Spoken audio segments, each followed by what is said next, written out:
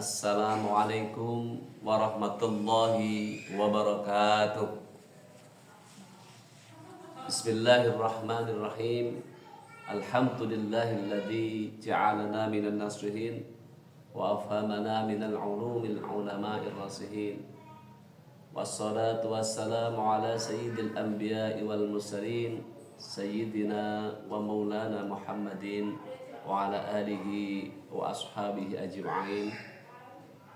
Qala Allah Ta'ala fi kitabil karim, a'udzu billahi minasyaitonir rajim.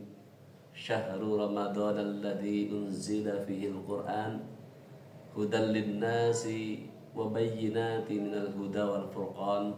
Shadaqallahul azim. Al-ayah. Amma ba'd. Bapak Ibu yang kami muliakan, marilah kita panjatkan puji syukur kehadirat Allah Subhanahu wa taala yang telah melimpahkan begitu banyak nikmat kepada kita semua yang sangat tidak terhitung. Oleh karena itu, kita sebagai orang yang menerima nikmat itu wajib untuk mensyukuri semua apapun pemberian Allah Subhanahu wa taala.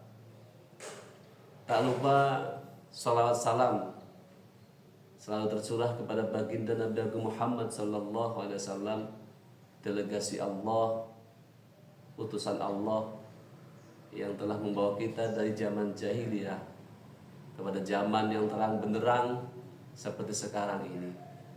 Semoga kita semua termasuk umat beliau yang akan mendapat syafaat beliau di hari kiamat kelak. Pemirsa yang dirahmati Allah, alhamdulillah pada hari ini kita semua masih diberi kesehatan, umur yang panjang, sehingga bisa melaksanakan ibadah puasa di hari yang ke-11. Adapun sehat itu pasti berhubungan dengan makanan yang kita konsumsi sehari-hari.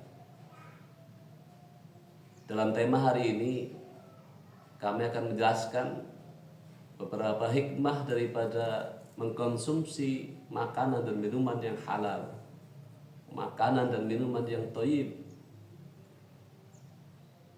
Dalam Al-Quran, Allah Subhanahu wa taala berfirman di surat Al-Baqarah ayat 168.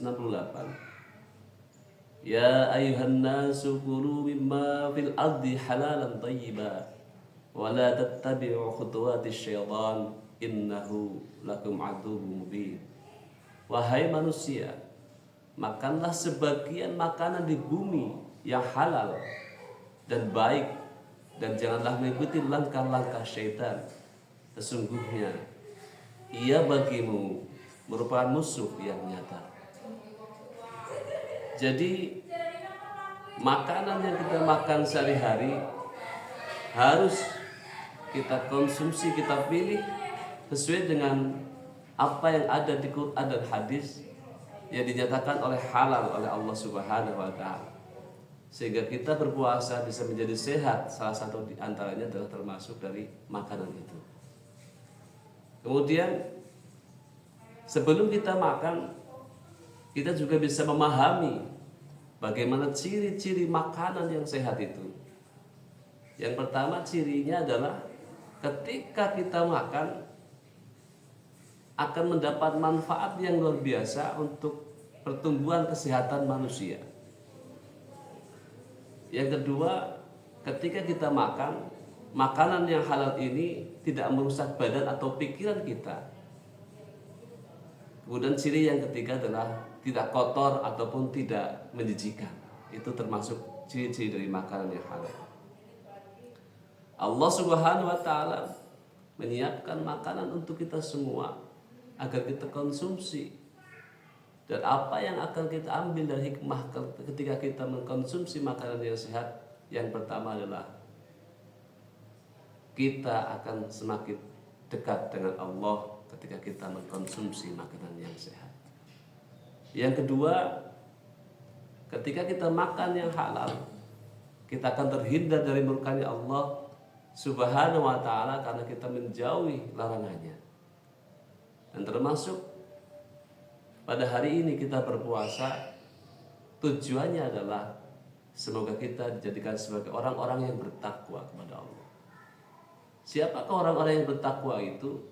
Orang-orang yang bertakwa adalah orang yang berusaha untuk menjalankan semua perintah-perintahnya dan berusaha untuk meninggalkan apa yang dilarang sama Allah Subhanahu wa taala. Sehingga ketika kita mengkonsumsi sesuatu yang halal, maka termasuk kita menjalankan perintah Allah dan meninggalkan apa yang dilarang Allah Subhanahu wa taala.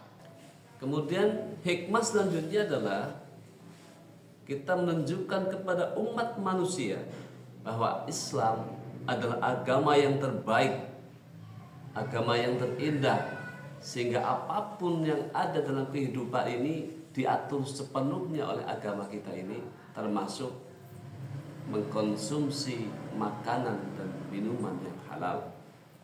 Pemirsa yang dirahmati Allah Subhanahu wa taala, semoga puasa kita kali ini mendapat ridho dari Allah Subhanahu wa taala, dan semoga Allah Subhanahu wa taala senantiasa memberikan rizki yang halal kepada kita semua.